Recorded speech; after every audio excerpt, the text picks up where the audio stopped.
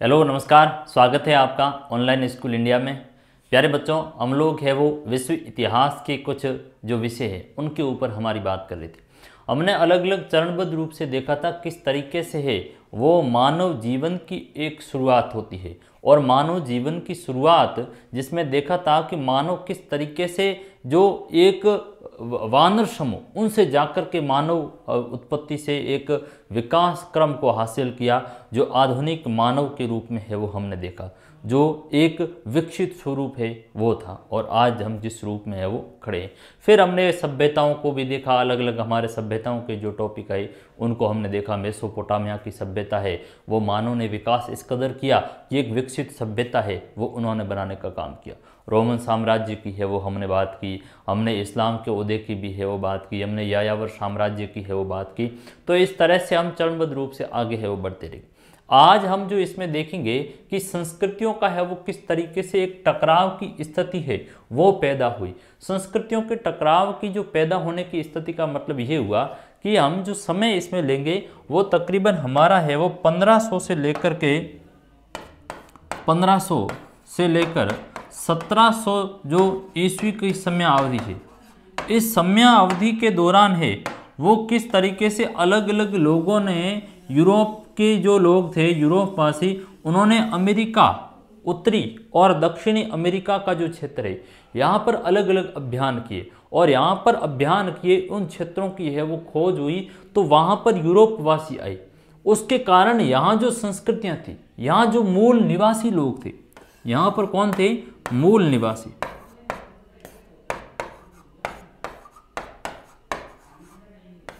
यहाँ के जो मूल निवासी थे, कहाँ के भाई? उत्तरी अमेरिका महाद्वीप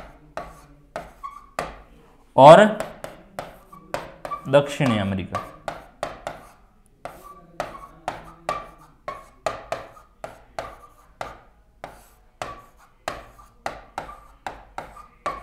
दक्षिण अमेरिका महाद्वीप, इन दोनों महाद्वीपों की है वो इसमें बात की गई कि किस तरीके से यूरोप वासियों के दौरान है वो नई दुनिया की खोज का काम आरंभ हुआ।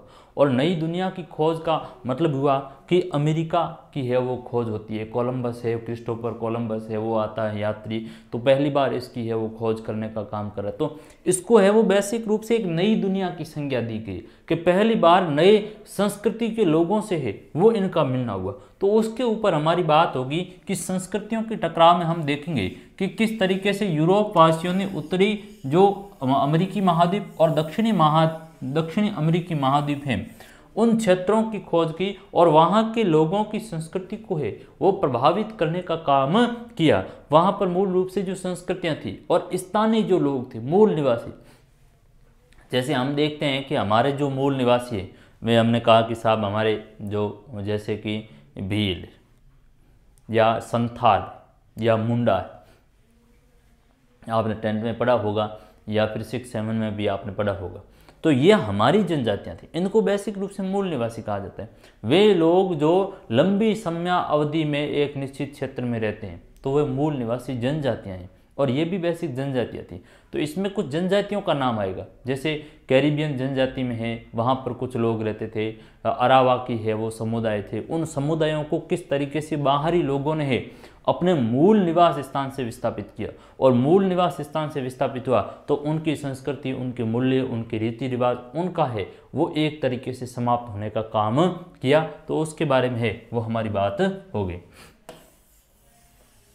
1500 से लेकर के तकरीबन 1700 सदी तक की है वो समय अवधि को हम टटोलने का काम है वो करेंगे। क्या स्थिति है वो इस समय अवधि में निकल करके आती है उसके ऊपर है वो हमारी बात होगी।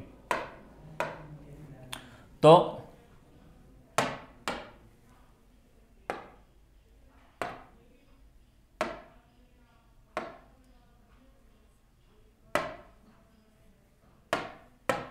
हाँ, इस अध्याय में 15वीं से 17वीं शताब्दियों के दौरान यूरोप वासियों और उत्तरी तथा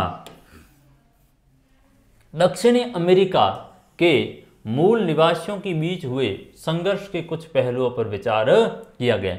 यानी 15वीं से लेकर के 17वीं जो शताब्दी के दौरान की जो समयावधि है, इस दौरान उत्तरी अमेरिका और दक्षिणी अमेरिका के लोगों से यूरोप वासियों के दौरान, यूरोप वासी जो यहाँ पर आए उनके बीच जो टकराव है, यूरोप की अलग संस्कृतियाँ हैं, जबकि उत्तरी अमेरिका और दक्षिणी अमेरिका की जो मूल निवासी थे उनकी अपनी अलग संस्कृति है। तो जिसके कारण है वो इनमें एक टकराव की स्थिति आई। यूरोपवासी आए, इनको पराजित करने का काम किया, इनके अपने मूल जगह से खदेड़ने का काम किया, तो उसमें है वो हमारी बात होगी।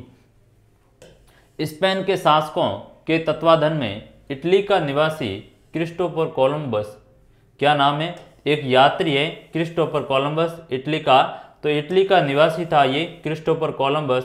1492 में पूर्व की ओर यात्रा करते करते जिन प्रदेशों में पहुंचा, उसने इंडीज, भारत और भारत के पूर्व में स्थित देश जिनके बारे में उसने मार्को पोलो, जिसके बारे में उसने मार्को पोलो के यात्रा वृत्तांतों में भी है वो पढ़ा था। यानी क्या हुआ कि एक व्यक्ति है कोलंबस जो इटली का है वो मूल निवासी था, लेकिन ये अभियान किसके नेतृत्व में कर रहा है, ये अभियान है वो स्पेन के तत्वाधान में है, वो अभियान कर रहा है, अलग अलग जगह की खोज का काम है वो ये व्यक्ति आरंभ कर रहा है। तो इटली का निवासी जिसका नाम क्रिस्टोफर कोलंबस है, इसने 1492 ईस्वी के अंतर्गत है पूर्व में है वो यात्रा की, और उसने है वो जाते जाते वेस्ट इंडीज है वो एक शब्द कहा जो भारत के लिए, जबकि वास्तव में वो कहाँ पहुंच गया था, वेस्ट इंडीज है वो पहुंच गया था। फिर उसका नाम है वो वेस्ट इंडीज यानी भारत के पूर्व देश है वो कहा गया।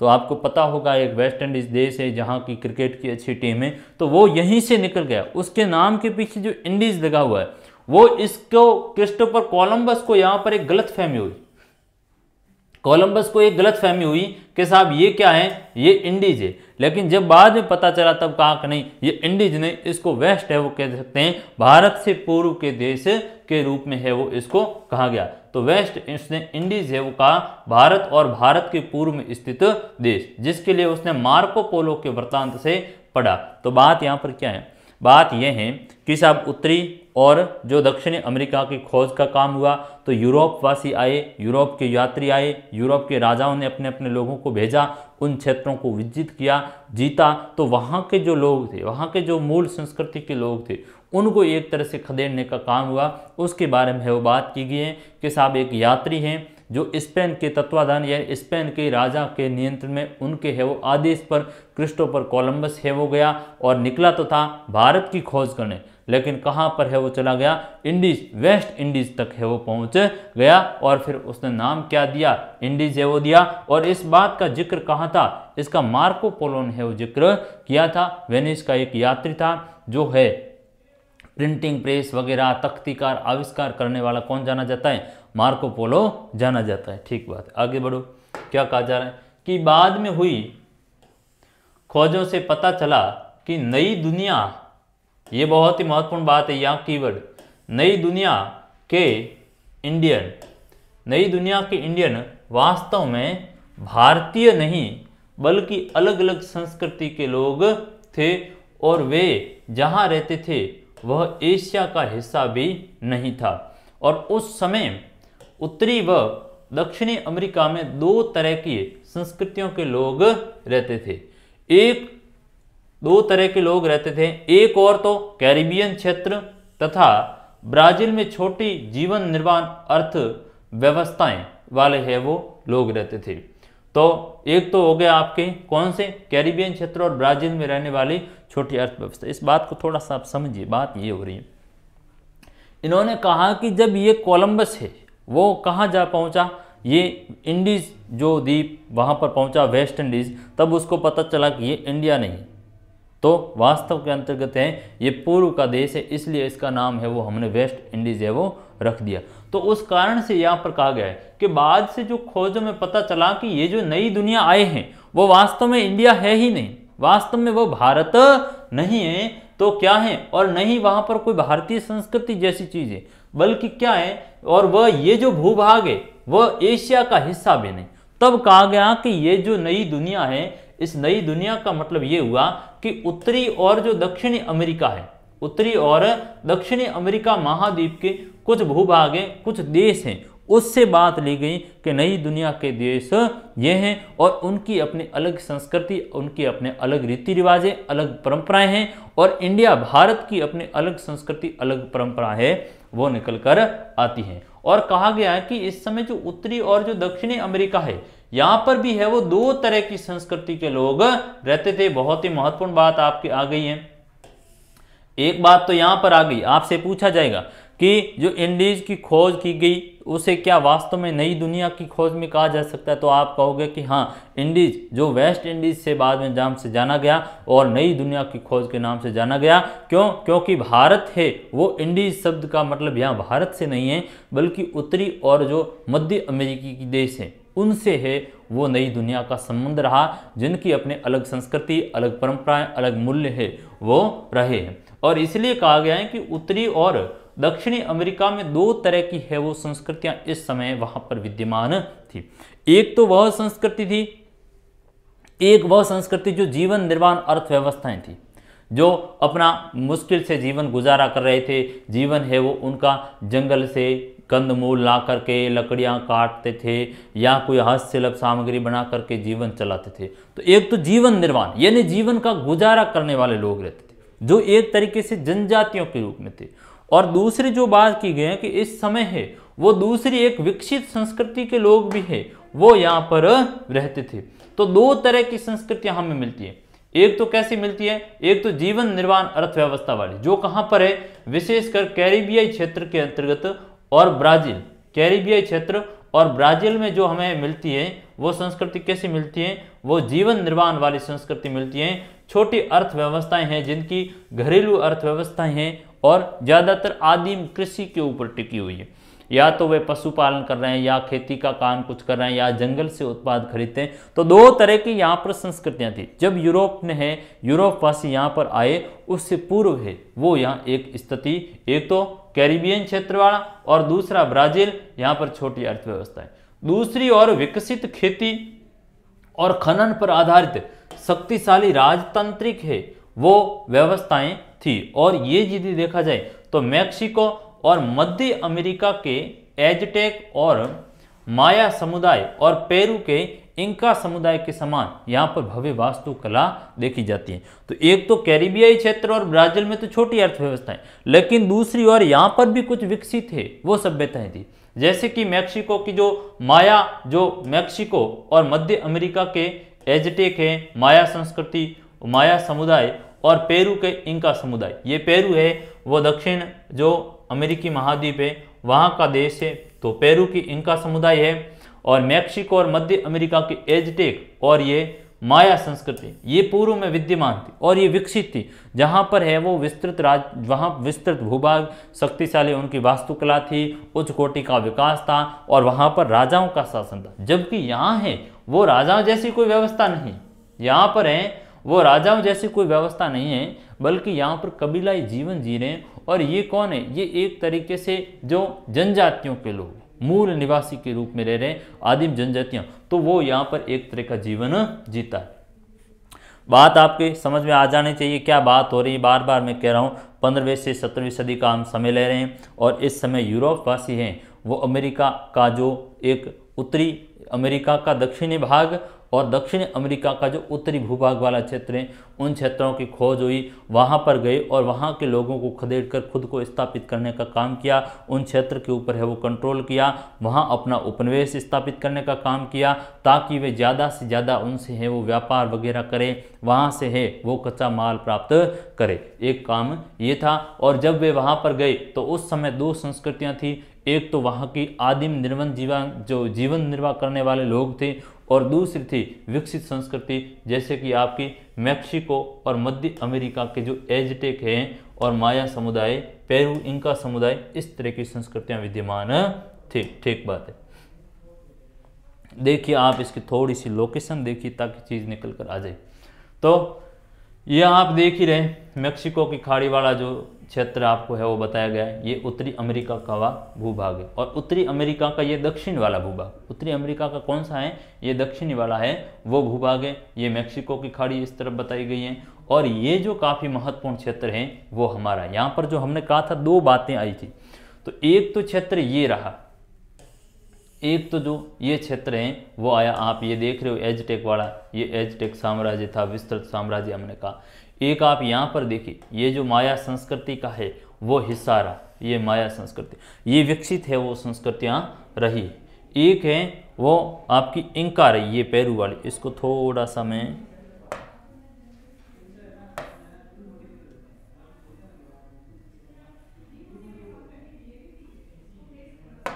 हाँ यहाँ आज, तो यहाँ आप है वो देख रहे हैं, ये दक्षिणी अमेरिका का भूभाग है, ये दक्षिणी अमेरिकी महाद्वीप का वाला क्षेत्र है। और ये उत्तरी अमेरिका वाला क्षेत्र है, ठीक है। ये अटलांटिक महासागर है और इस तरफ है वो प्रशांत महासागर। ये कौन सा है, ये आपका प्रशांत महासागर है और ये है वो अटलांटिक महासागर है। और ये जो मैंने आपको बताया ये उत्तरी अमेरिका का भूभाग है और ये दक्षिणी अमेरिका का भूभाग है। यहाँ पर है वो अलग अलग संस्कृतियाँ थी। ये जो क्षेत्र है लंबे समय तक यूरोप के लोगों से ये एक तरीके से अनभिज्ञ थे। इनके अपने जो स्थानीय लोग थे, स्थानीय रीति रिवाज परंपराओं का ये पालन करते थे। यूरोप के लोगों का कोई आगमन नहीं था। लेकिन जब यहाँ पर क्रिस्टोफर कोलंबस जैसे लोगों का आगमन हुआ, एक तरीके से समुद्री रास्तों का है वो खोज का काम प्रारंभ हुआ, तो यूरोपीय लोगों ने है वो अलग अलग जगह की खोज की, बड़ी लंबी समुद्रिक है वो खोज करने का काम किया। और उस श्रेणी में है इस क्षेत्र से वे परिचित, इस भूभाग को है वो इन्होंने एक तरीके से आजमाने हथियाने का काम किया, तो यहाँ के लोगों को प्रभावित किया। और यहाँ हमने कहा कि 2 तरह की संस्कृति थी। एक तो हमने देखा कि ये जो एजटेक वाली है ये विकसित थी, ये माया संस्कृति विकसित थी, ये जो पेरू की इंका है वो भी एक तरीके से विकसित थी। दूसरी तरफ आप यहाँ पर आइए, ये जो कैरिबियन क्षेत्र, ये बहामा का क्षेत्र है, ये क्यूबा का है वो क्षेत्र है, ये हिस्पानियोला का जो क्षेत्र है, ये एंटीनीज का जो क्षेत्र है, ये महाद्वीप, ये जो महासागर अटलांटिक महासागर में छोटे छोटे द्वीपीय देश हैं जहाँ द्वीपों के ऊपर है वो जनजातियां बसी हुई। कौन है, ये व्रतलर जो एंटीलीज द्वीप है आप यहाँ पर है वो देख लीजिए। ये जो क्यूबा है अटलांटिक महासागर का मोती है वो क्यूबा को कहा जाता है। गन्ना की है वो खेती होती है। तो क्यूबा बहुत ही जो एक तरीके से है वो लंबे समय तक फिदेल कास्त्रो का उनकी है वो भूमिका रही। एक शीत युद्ध का दौर है वो हमारे आगे 12th में शुरू होता है। तो यहाँ पर एक है वो क्यूबा मिसाइल लंबे समय तक बड़ा संकट रहा था। क्यों, क्योंकि आप ये देखिए ये उत्तरी अमेरिका और इसके संयुक्त जो यूएसए का भूभाग आता है, यहाँ पर है वो सोवियत संघ ने एक मिसाइल तैनात की जिसके कारण लंबे समय तक विवाद की स्थिति रही। ठीक बात है, उसको छोड़िए। यहाँ पर जो थे वो कौन थे, मूल निवासी थे। कौन थे,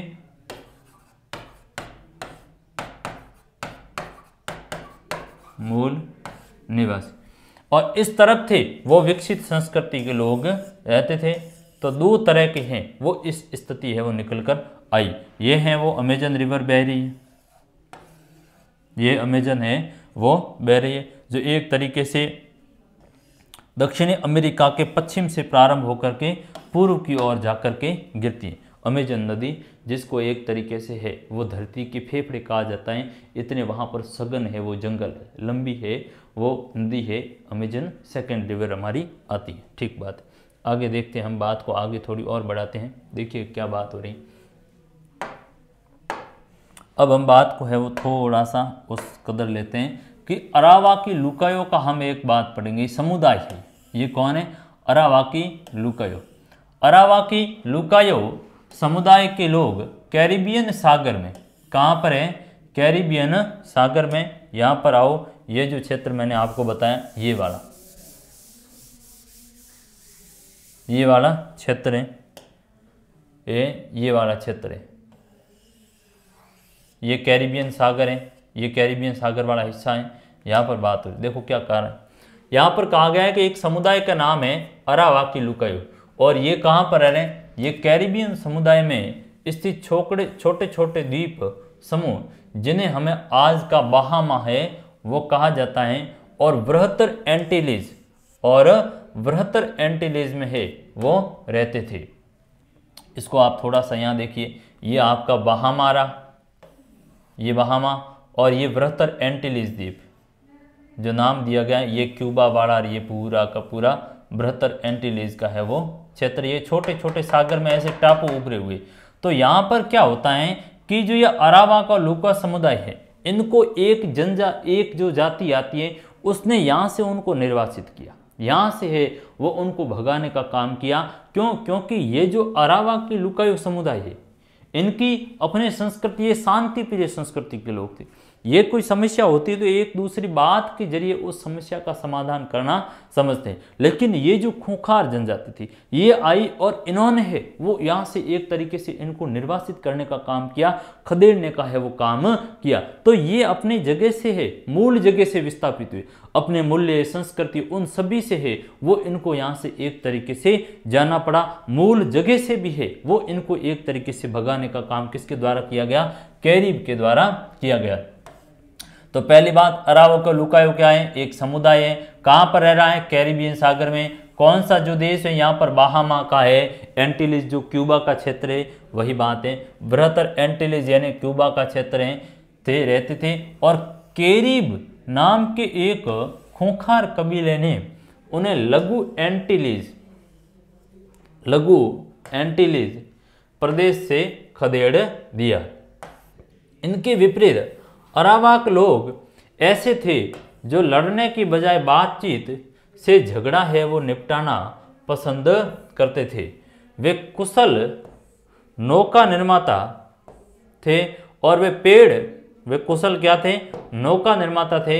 और वे पेड़ के खोखले तनों से अपनी डोंगियां भी बनाते थे। और वे लोग डोंगियों में बैठकर खुले समुद्र में यात्रा करते थे। वे खेती, शिकार और मछली पकड़कर अपना जीवन गुजारते थे। खेती में वे मक्का है, मीठे आलू है और अन्य किस्म के कंदमूल हैं और कसावा आदि उगाते थे। तो यहाँ पर एक बात ये आई कि साहब जो वहाँ पर मूल जो समुदाय रहता था, जनजाति रहती थी, वहाँ का जो मूल निवासी है वो एक समुदाय अरावाक के लुकायो समुदाय था जो बाहामा का जो क्षेत्र है बृहत्तर एंटीलीज यहाँ पर रहता था। और एक जो समुदाय आया कैरिब, इस जो खूंखार तरीके का था, एक तरीके का लड़ाकू था। खूंखार का मतलब लड़ाकू, मार पीट में है वो काम करता था, झगड़ालू प्रवृत्ति के ये समुदाय के लोग थे। तो इन लोगों ने, कैरिब ने है वो क्या किया? अरावाक के लुकायो समुदायों को यहां से भगा दिया। अरावाकी लुकायो, इनको किसने है वो भगाया? कैरिब ने भगाया। कैरिब कैसी प्रवृत्ति के लोग थे भाई? लड़ाकू थे। कैसी थी? लड़ाकू। जबकि इस तरफ ये लोग कैसे हैं? ये शांति प्रिय, ये लोग है वो शांति प्रिय हैं। किसी भी तरह का युद्ध में इनका कोई विश्वास भरोसा नहीं है। तो कैरिब नाम के एक खूंखार कबीले ने उन्हें लघु एंटीलीज से खदेड़ दिया। और इसके विपरीत कहा गया कि अरावाक लोग जो लड़ने की बजाय बातचीत से झगड़ा निपटाना पसंद करते थे, वे कुशल नौका निर्माता भी थे। किस तरह के लोग थे? नाव बनाने का काम है वो करते थे। पेड़ के खोखले तने से बनी डोंगियां हैं, छोटी नाव होती, वे बनाते थे। और डोंगियों में बैठकर वे खुले समुद्र की यात्रा भी करते थे। और वे खेती, शिकार, मछली पकड़ना से अपना जीवन का गुजारा करते थे। खेती में मक्का है, मीठे आलू, अन्य किस्म के कंदमूल उपजाने का काम है वो करते हैं। और फिर हम देखेंगे आगे किस तरह से यूरोप वासी यहाँ पर आए और इस नई दुनिया से ये फसलें ले जाने का काम हुए हैं। अमेरिका से ये मूल रूप से मक्का है, मेक्सिको से है वो आने का काम करता है, मेक्सिको समुदाय की, तो यहाँ से है वो किस्म गई है। आलू है वो भी एक तरीके से पुर्तगाली लेकर आते हैं भारत में, हम देखते हैं, तो वो भी यहीं से किस्म लेकर के हैं। तो ये एक हमने एक समुदाय की बात की कि साहब किस तरीके से वहाँ की एक संस्कृति को बाहरी लोगों ने एक तरह से खदेड़ने का काम किया। और शांति प्रिय कबीले के लोग हैं वो अरावाक के लुकायो समुदाय के लोग रहते थे। तो कहा गया है कि साहब अरावाक संस्कृति के लोगों का जो मुख्य सांस्कृतिक मूल्य आधार ये था कि वे सब एक साथ मिलकर खाद्य का उत्पादन करें और समुदाय के प्रत्येक सदस्य को है वो भोजन प्राप्त होता था। अब यहाँ जो एक बड़ी महत्वपूर्ण बात आई है कि जो ये अरावाक संस्कृति के लोग थे ये एक तरीके से सहकारिता वाले थे। कैसे थे? सहकारिता। सहकारिता का मतलब हुआ कि सहकारी। सहकारी का मतलब हुआ कि सभी मिलजुल कर, सभी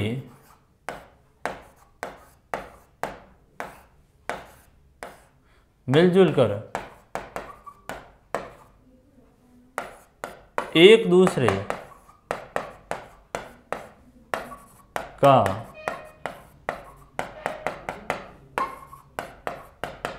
सहयोग करना। तो इस श्रेणी के है वो लोग कौन थे? अरावाक थे। तो ये इनकी एक मुख्य विशेषता निकल कर आई।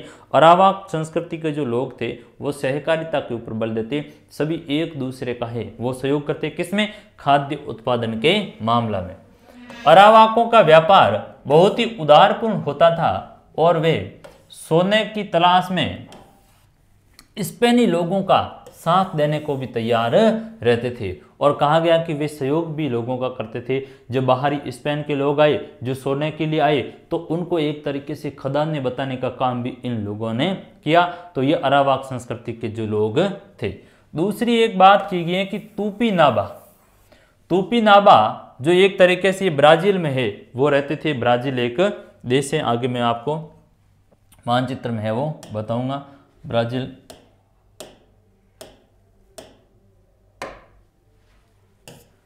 एक सेकेंड, यहाँ पर है वो, आ जाए, ये रहा ब्राज़ील। ये जो क्षेत्र है ब्राज़ील का, यहाँ पर है वो तूपीनाबा के जो लोग हैं वो रहते थे। कौन रहते थे?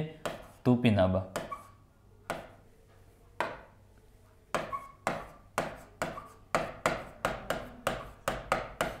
तो ये ब्राज़ील है, ये कैरिबियन सागर वाला क्षेत्र है। ऊपर आप देख लीजिए अटलांटिक महासागर है, ये कैरिबियन द्वीप का क्षेत्र है। हमने यहाँ पर है वो एंटीलीज की उनकी बात की थी। ये जो एक तरीके से इक्वेटो संस्कृति है इक्वेडोर की, ये लीमा जो पेरू की राजधानी है। और ये जो चिली देश, कौन सा है? चिली देश है। और यहाँ पर है वो हमने इंका, पेरू की इंका सभ्यता की बात की थी। कौन सी है? इंका।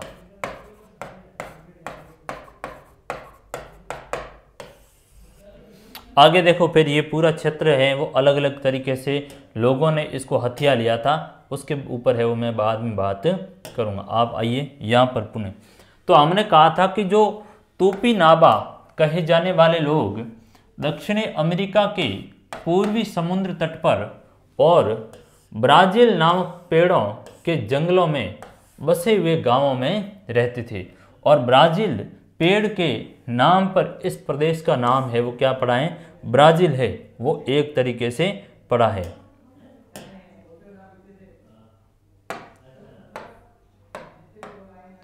एक सेकंड, इसको साफ कर लेते हैं। हाँ, यानी कहा गया कि जो तूपीनाबा संस्कृति के जो लोग हैं वो कहाँ पर रहते थे?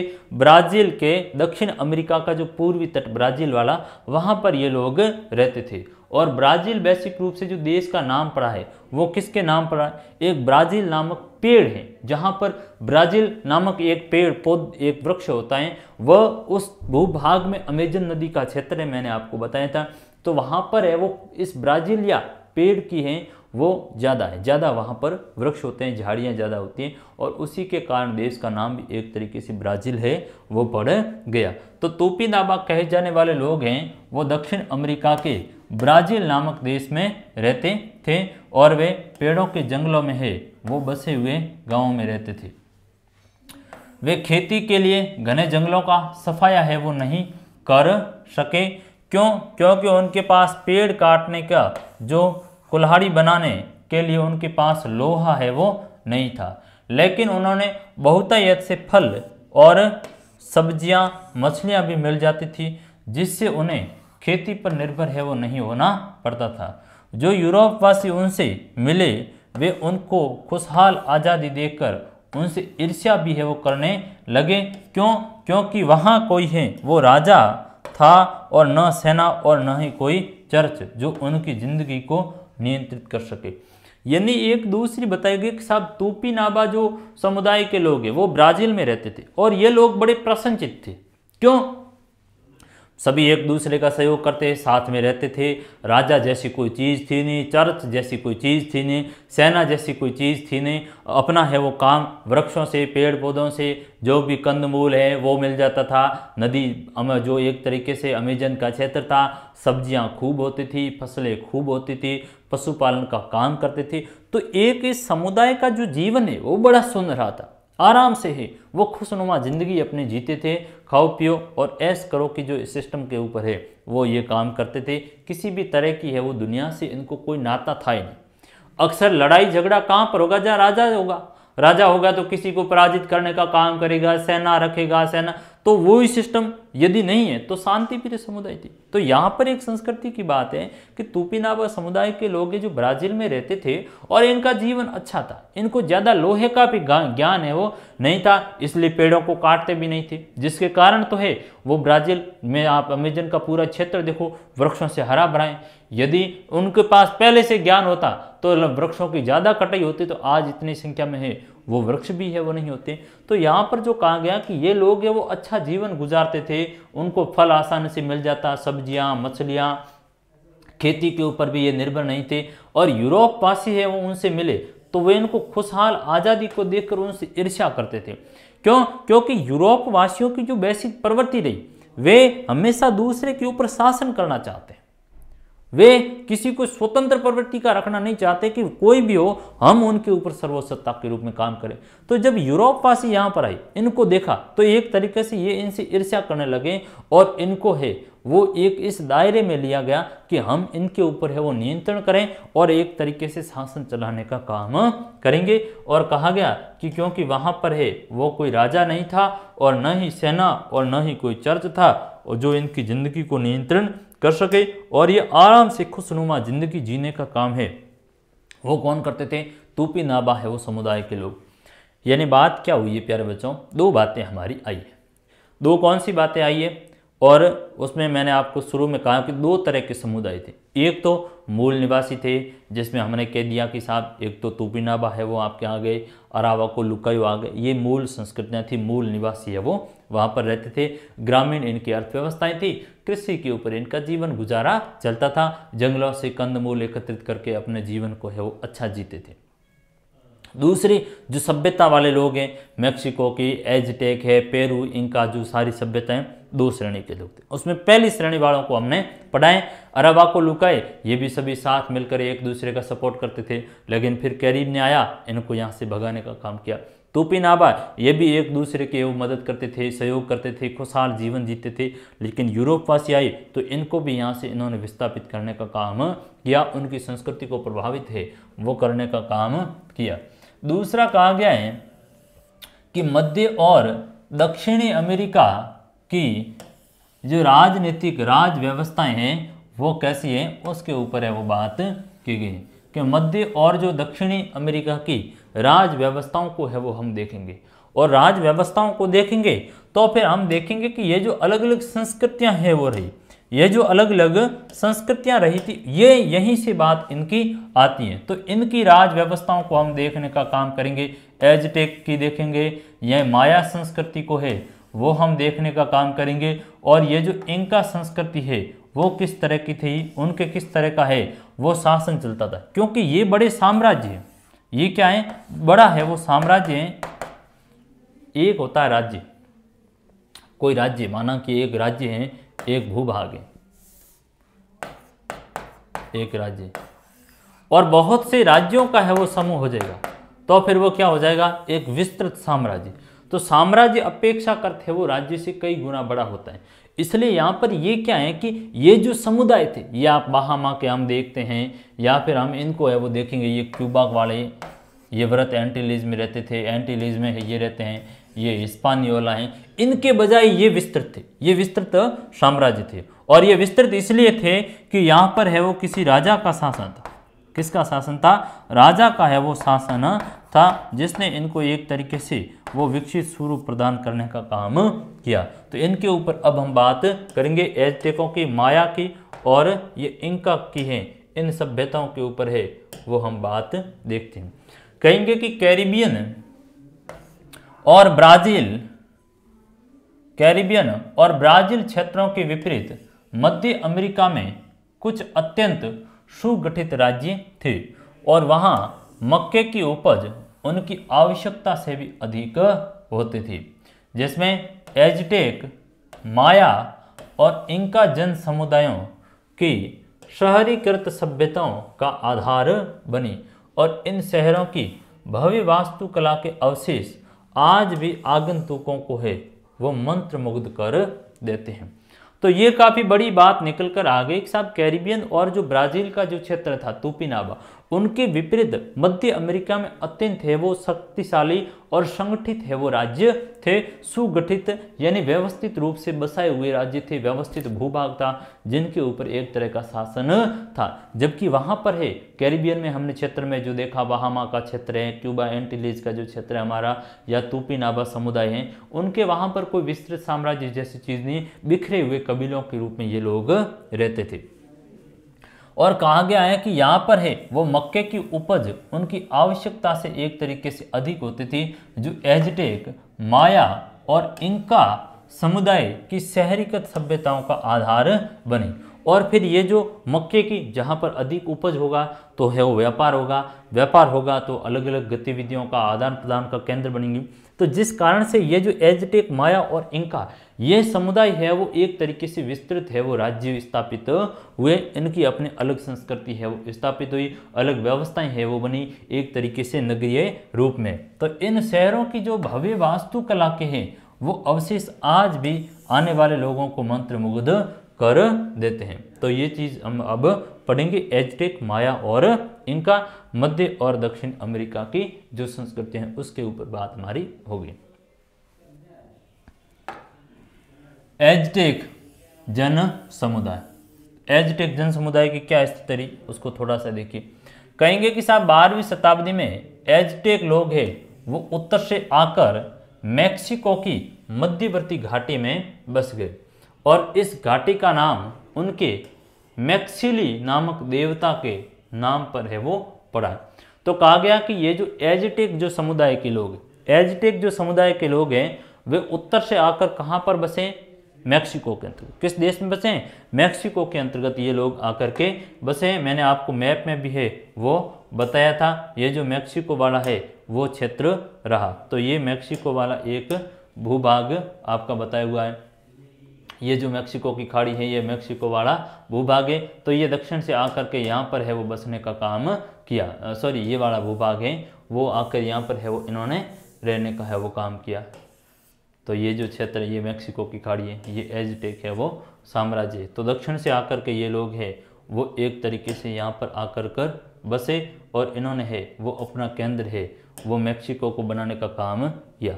और मैक्सिको इसका नाम इसलिए पड़ा क्योंकि ये जो एज़टेक समुदाय के लोग थे इनके अपने देवता हैं जिसका नाम क्या है, मैक्सिली, उसी के नाम पर जाकर के मैक्सिको पड़ा और यहाँ पर मक्का का अधिक उत्पादन होता है। उन्होंने अनेक जनजातियों को पराजित करके अपने साम्राज्य का विस्तार है वो कर लिया और उन पराजित लोगों से नजराना वसूल करने लगे। क्या करने लगे, नजराना यानी एक प्रकार का कर, एक प्रकार का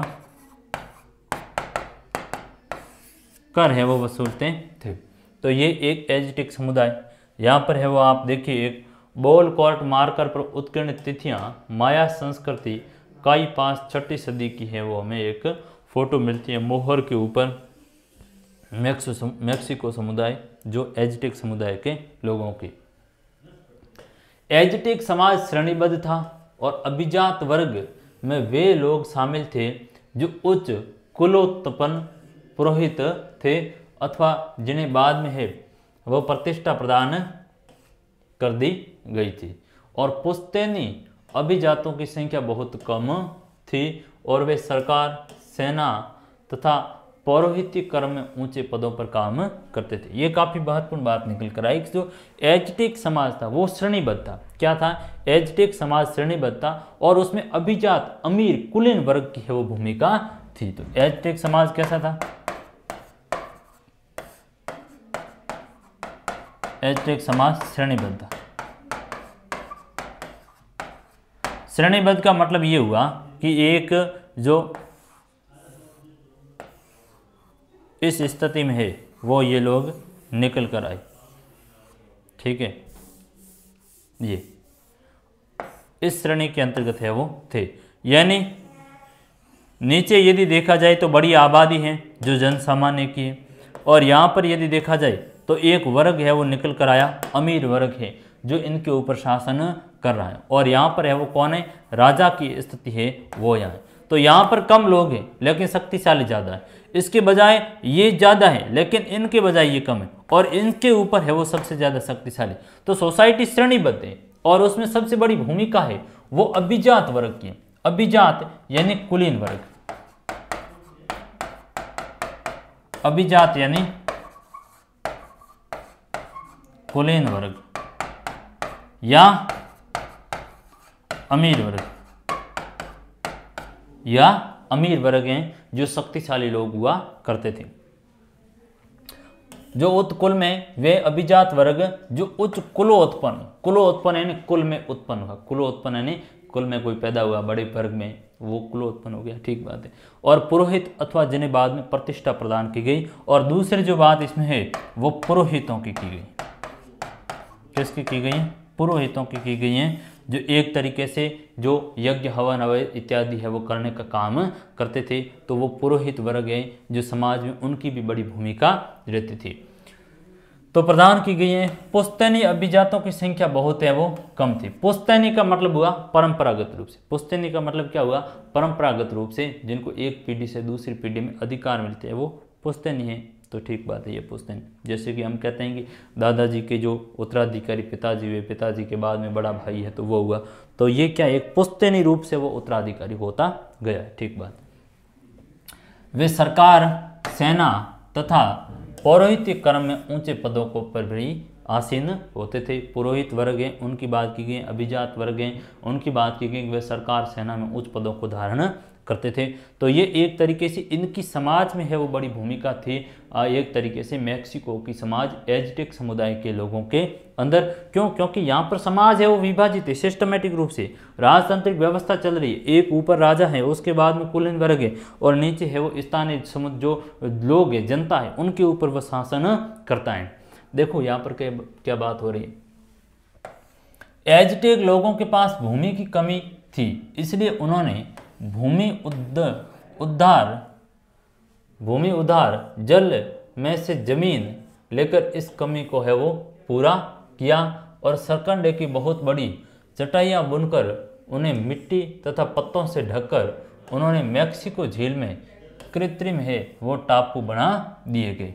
यानी बड़ी बात यहाँ पर निकल कर आई कि ये जो समुदाय के लोग थे इनके पास में जमीन कम थी, भूमि कम थी, इसलिए इन्होंने एक तरीका निकाला कि भूमि उद्धार यानी जल में से जमीन को है लेना। जल में से जमीन लेने का मतलब क्या हुआ? जल में से जमीन लेने का मतलब ये हुआ कि ये एक तरीके से हमारा कुछ सागरीय क्षेत्र है, नदी का क्षेत्र है। अब हमने क्या किया, ये इन लोगों ने क्या किया कि ये कोई क्षेत्र है, यहाँ पर ज़्यादा है, ज़्यादा से ज़्यादा मिट्टी डालने का काम किया, मिट्टी का ढेर डालते गए, उनके ऊपर पत्ते वगैरह ऐसे करके, तो ये एक टापू बन गया। ये एक क्या हो गया, एक टापू है वो बनने का काम हुआ। फिर इस टापू को है वो अपना केंद्र बनाने का काम हुआ। तो ये एक काम है वो इन लोगों के द्वारा किया गया, यानी जल में से जमीन को है वो सोख कर लिया, यानी जल को सोख कर जमीन को हासिल किया। यानी उसमें क्या डाला कि सरकंडे की बड़ी चटाइयाँ बुनते थे, उन्हें मिट्टी या पत्तों से ढककर उसको एक तरीके से मैक्सिको झील में कृत्रिम टापू बना दिए, जिनको क्या कहा गया, जिनको है वो चिनापा कहते हैं, जिनको चिनापा है वो कहते हैं। तो इन्होंने चिनापे है वो एक तरीके से बनाने का काम किया, टापू बनाने का काम है वो किया, टापू जिसको क्या कहा गया, चिनापा।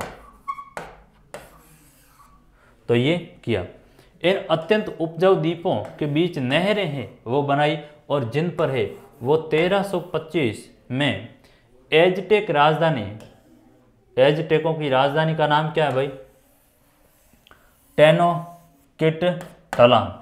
टेनोक्टिटलान है वो एज़टेक जो समुदाय के लोग हैं उनकी राजधानी थी। तो ये टेनोक्टिटलान को याद रखना भाई, आप पूछा जाएगा टेनोक्टिटलान क्या है, तो वहाँ पर कोई ढलान या मत कर लेना कसाब की तंबू, बल्कि ये क्या है, उनकी राजधानी का निर्माण किया, जिसके राजमहल है वो पिरामिड झील के बीच में खड़े हुए बड़े अद्भुत है वो लगते हैं।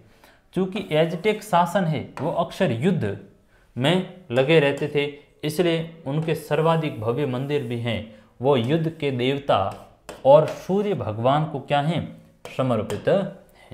तो एजटेक समुदायों के पास में हमने कहा कि साहब एक तो जमीन की है वो कमी थी, इस कारण उन्होंने क्या किया कि चिनप्पा है वो किया। चिनामप्पा का मतलब हुआ कि समुद्र में या जो झील है उसके ऊपर एक तरह से कृत्रिम टापू बनाने का काम किया, ताकि वहाँ पर है वो बड़ी आबादी को बसा सके, लोगों को है वो रहने के लिए जगह मिल सके। और फिर कहा गया कि इन्हें है वो अत्यंत उपजाऊ जो द्वीप थे इनके बीच में नहरें बनाई, और 1325 ईस्वी में एजटेक राजा ने टेनोक्टिट्लान का भी है वो निर्माण किया गया, जहाँ के भव्य राजमहल जो पिरामिड झील के बीच में खड़े हुए हमें दिखते थे। चूँकि एजटेक लोग अक्सर है वो युद्ध में लगे रहते थे, इसलिए उन्होंने सर्वाधिक भव्य मंदिर भी है वो युद्ध देवता और सूर्य देवता को बना। जो व्यक्ति युद्ध में रहेगा, जैसा जो काम करेगा वो करेगा। जैसे आप और हम है वो क्या कर रहे हैं, हम पढ़ाई कर रहे हैं, तो हमारे देवता कौन हो गए, तो सरस्वती माता हो गई, हम उनका पूजन करेंगे। कोई व्यक्ति है जो युद्ध का काम कर रहा है, तो युद्ध के जो देवता हैं उनकी पूजन करने का काम करेंगे। और इसलिए यहाँ पर जो एजटेक समुदाय के लोग हैं उन्होंने भी ज़्यादा से ज़्यादा युद्ध के देवता और सूर्य भगवान के एक तरह से मंदिर बनाने का काम इन लोगों के द्वारा किया गया। तो ये एक चीज़ हमारे यहाँ पर है वो निकल कर आ गई थी। क्या कह रहे हैं आगे देखिए कि साम्राज्य ग्रामीण आधार पर टिका हुआ था। लोग मक्का हैं, फलियां हैं, कुम्हटा हैं, कद्दू हैं, कसावा हैं, आलू हैं और अन्य है वो फसलें उगाते थे। एजटेक लोग इस बात का पूरा ध्यान रखते थे कि उनके सभी बच्चे स्कूल है वो अवश्य जाएंगे, और कुलीन वर्ग के जो बच्चे हैं वो काल मेकाक में भर्ती है वो किए जाते थे। तो ये एक बात यहाँ पर निकल कर आ गई कि साहब जो ये इनकी जो जीवन है वो एक तरीके से कृषि के ऊपर है वो टिका हुआ था। अलग अलग तरह के है वो कृषि कार्यों में ये लोग है वो संलग्न थे, कृषि कार्य को है वो करते थे। तो ये एजटेक समुदाय की एक बात आई कि मक्का है, फलियां है, कद्दू है, आलू है जैसी फसलें उपजाने का काम है वो ये लोग किया करते थे, ताकि अपने जीवन का गुजारा है वो ये कर सके। साथ ही साथ कहा गया है कि ये जो अभिजात वर्ग के लोग थे तो वे अपने बच्चों को पढ़ाने की जो संस्थाएं थी वो कौन सी थी, काल मेकाक में है वो पढ़ाते थे। तो एजटेक लोग इस बात का ध्यान रखते थे कि भाई उनके बच्चे हैं वो स्कूल अवश्य जाए, और कुलीन वर्ग के जो बच्चे हैं वो काल मेकाक करके विद्यालय हुआ करते थे। काल मेकाक आपसे पूछा जाएगा काल मेकाक, काल मेकाक। तो काल मेकाक क्या है, कुलीन वर्ग के बच्चे पढ़ते थे, वे स्कूल, वे विद्यालय, वे स्कूल, वे विद्यालय कहेंगे ठीक रहेगा, वे विद्यालय जहां कुलीन वर्ग के बच्चे पढ़ते थे। तो ये भी कौन ध्यान रखते थे, ये एजटेक समुदाय के लोग हैं वो ध्यान रखते थे, और उन्हें सेना अधिकारी और धार्मिक नेता बनाने के लिए प्रशिक्षित भी है वो किया जाता था। बाकी सारे बच्चे पड़ोस के हैं वो तपोकली स्कूल में पढ़ते थे, जहां उन्हें इतिहास है, पुराण मिथक है, धर्म है और उत्सवी गीतों को है वो शिक्षा दी जाती थी। अब आप यहाँ पर देखो स्कूलें भी दो तरह की बंट गई, क्योंकि हमने कहा कि समाज कितने भागों में था। मैंने आपको बताया कि सोसाइटी इनकी 3 भागों में है वो बंटी हुई थी। कितने भागों में है वो बंटी हुई थी, तो हमने कहा था कि ये इनकी एक सोसाइटी की यदि स्थिति को देखा जाए एजटेक लोगों वाली, तो ये एक स्थिति इनकी समाज में है वो निकल कर आ गई थी। आप देखिए ये इसको देखिए, ये ठीक रहेगा थोड़ा सा बड़ा। आप देखो ये है वो उच्च वर्ग है, उच्च वर्ग है।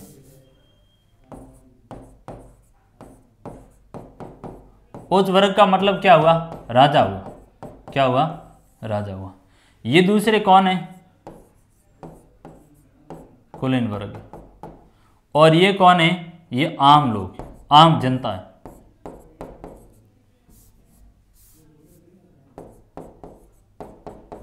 आम जनता, ये एक स्थिति है वो निकल कर आई। ये जो कुलीन वर्ग के लोग थे और ये जो उच्च वर्ग के लोग थे, भाई उच्च वर्ग तो खुद है वो राजा ही होता था एक तरीके से आप देखो, तो ये जो कुलीन वर्ग के लोग थे इनकी स्कूलें थी वो काल में कहाँ थी,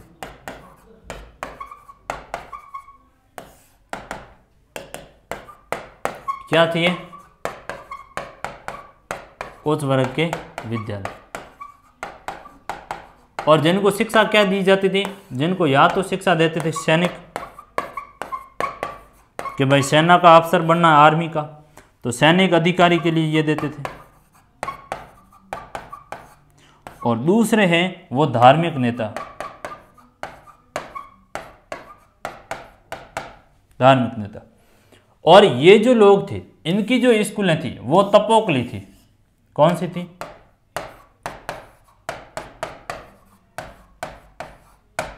तपोकली। ये देखिए आप, यहां मैंने बताया तपोकली स्कूल है वो इन लोगों की थी, आम जनता के लिए, सामान्य लोगों की है वो थी। और यहाँ पर इनको पढ़ाते थे वो क्या पढ़ाते थे, इतिहास, आज मैं आपको पढ़ा रहा हूँ, पुराण, पुराणों की संकल्पना वहाँ पर तो नहीं थी, लेकिन एक सामान्य बात लेते हैं, पुराण यानी मिथक पढ़ाते थे, मिथक माइथोलॉजी, यानी जो किस तरह की अलग अलग अपने देवी देवताओं के बारे में जो लोक में प्रचलित बातें थी उनको है वो एक तरीके से जो पढ़ाया जाता था। तो मिथक हैं, इनको है वो पढ़ाने का काम है वो करते थे।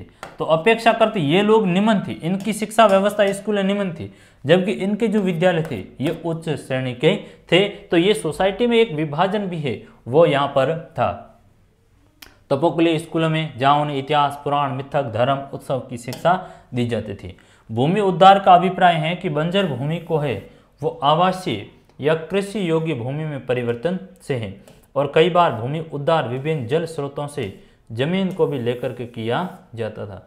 तो ये एक स्थिति है वो निकल कर यहाँ पर आई है। तो ये तो एजटेक लोगों की है वो बात हुई भाई। अब बात है वो हम लोग करेंगे माया लोगों की, करेंगे। थोड़ा सा मैं पानी पी लेता हूँ।